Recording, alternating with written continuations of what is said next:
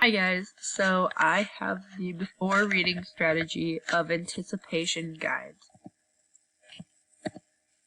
So the main idea of this is to get students thinking about the main ideas or themes of the text.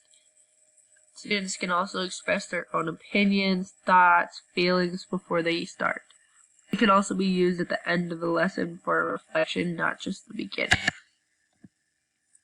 So step 1 will be preparing students to address the main idea.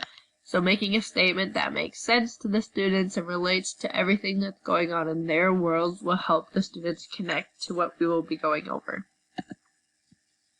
Then you're going to make a worksheet or graphic organizer to record student responses. You're going to be asking the question and then having the students respond with a 1 to 10 answer. So if they strongly agree, that'll be a 10. Agree will be like a 6. Disagree will be like a 4. And strongly disagree will be a 1.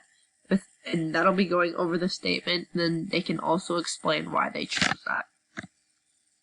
Next, students are going to read through the text that you give them. And then even on their worksheets, they can respond. Otherwise, we can have a verbal discussion about it too. And then this can also be used as a great essay starter. It's a jumping point to go further and dive deeper into the topic. So, for example, if we are going over the article, kids are less fit than their parents were, I might make the statement, there are many things that make finding time to exercise difficult.